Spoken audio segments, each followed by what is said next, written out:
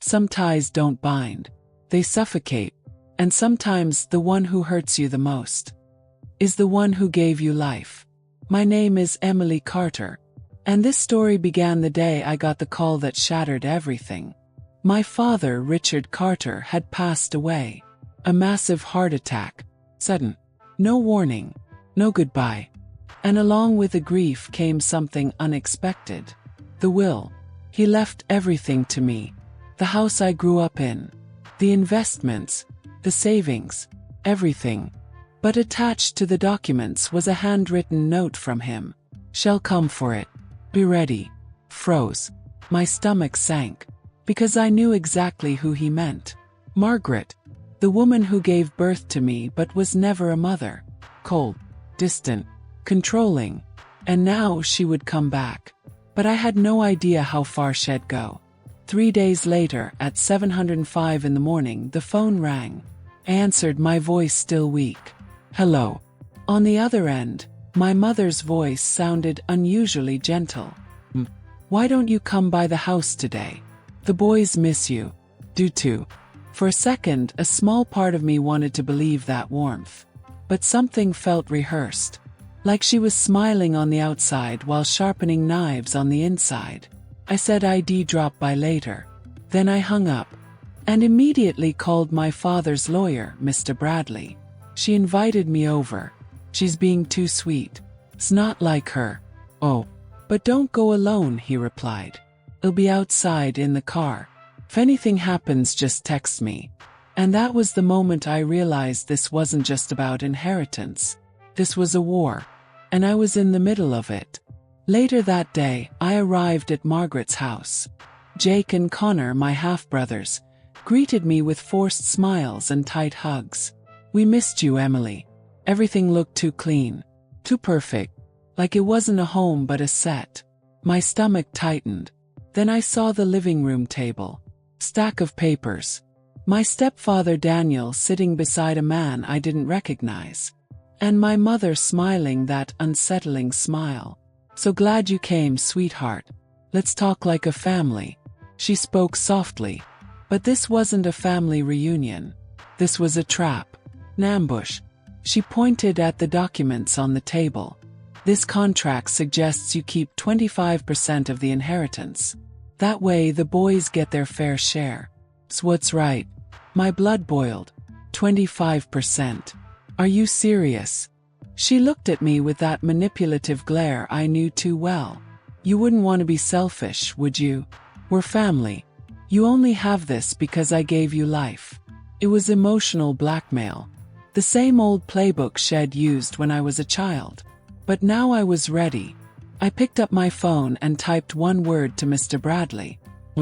2 minutes later, the front door opened. He stepped inside. Mr. Bradley. Dark suit. Sharp eyes. Voice. No shouting. No hesitation. Good afternoon. I'm Emily Carter's attorney. And this meeting is over. Any attempt to pressure the legal beneficiary of a will is a criminal offense. He placed a folder on the table. Opened it slowly. Here's a certified copy of the original will. Along with documents confirming Richard Carter was of sound mind when he signed it. Any challenge without legal basis will be treated as fraud. Silence. Complete stillness. Margaret turned pale. Daniel shifted in his seat.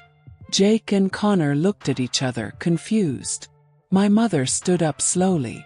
Locked eyes with me. Take good care of that house, dear. You never know when accidents might happen. The words hit me like ice. Calculated. Threatening. Mr. Bradley made a note in his pad. He knew. And I knew. That wasn't just bitterness. That was a promise. And worse was coming. For days I couldn't sleep. Every noise at the gate. Every shadow outside. My heart would race. Something wasn't right. I felt it in my bones. So I made a decision. I installed security cameras at every entry point. Front yard. Backyard. Garage. Even the roof. It was my invisible shield. Because deep down I knew they weren't finished. On the fourth night, at 3:19 in the morning, my phone vibrated. Motion detected in the backyard. My hands were shaking as I opened the camera app. And when I saw the footage, I thought I was hallucinating. But it was real. My mother, in the dark, with Daniel, carrying gas canisters, whispering, circling the house. The woman who once held me in her arms was now trying to burn down the last thing my father gave me. Froze. Then I breathed and called the police. I need help. They're trying to set fire to my house. They're here, right now. My voice was calm, but inside I was falling apart. The police arrived in under 7 minutes. Flashlights swept across the yard, shouting, "Rest." Daniel still had the lighter in his hand. The footage was saved, submitted with the police report, and handed directly to my attorney. That night, instead of being destroyed, I was empowered. Because in that moment I stopped being a victim, and I started to take my story back. The trial moved quickly, considering the severity of the crime. The footage was undeniable. The prosecutor stood in court and said it clearly. This wasn't vandalism. This was attempted murder. I sat in the front row. Mr. Bradley beside me. My heart steady. My mind clear. My mother walked in wearing handcuffs. Avoided my gaze. In court, she tried to flip the narrative. It was just a moment of madness. I didn't really mean harm. I just wanted to scare her. I wasn't thinking. The judge didn't flinch. You planned this. You gathered flammable materials. You approached the house with intent. This is not love. This is a crime. Daniel stayed silent. He knew there was no way out. He held the lighter. He almost lit it. The verdict was swift. My mother, 10 years in prison for attempted arson and conspiracy. Daniel, 12 years. No parole. I left the courthouse without celebration. No joy. Just justice. For the first time I knew my father would be proud. Because what he built was protected. And what they tried to destroy became evidence. After the sentence, my life became quiet. But a different kind of quiet. It wasn't the silence of fear. It was the silence of freedom. Jake and Connor sent brief messages. We didn't know. Hope you're okay. I read them, took a deep breath, and deleted them. Because by then I understood. Silence in the face of injustice is a choice. And their silence spoke volumes. Cut all contact. No drama. No explanation. Just a clean break. Then I started over. I renovated my father's house. Replaced the curtains. Repainted every wall. Each stroke was like closing a wound. In the backyard where Daniel had poured gasoline, I planted a tree. An oak. Strong. Deep roots. Thick bark. Next to it I placed a stone, carved with a phrase my father used to tell me when I was little. You are stronger than you think. Now when I walk through this house I feel him. In the breeze that brushes the oak leaves. In the creak of the wooden floor.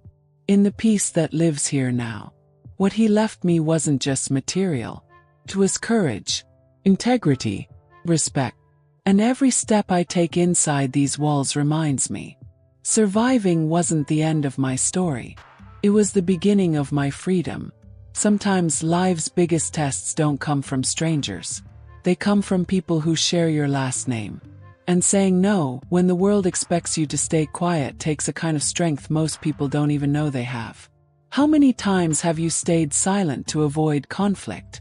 How many times have you accepted scraps just to keep the peace? Maybe this story reminds you of someone. Or maybe it reminds you of yourself. But hey, race the truth. Dignity is not up for negotiation. And real love never demands the sacrifice of who you are. If this story touched you in any way, share your thoughts in the comments. Your voice matters. Your story might light the way for someone else. And if you want more stories like this, stories of courage, rebirth, and justice, subscribe to the channel and turn on notifications. Because here every story that burns also ignites something powerful inside us.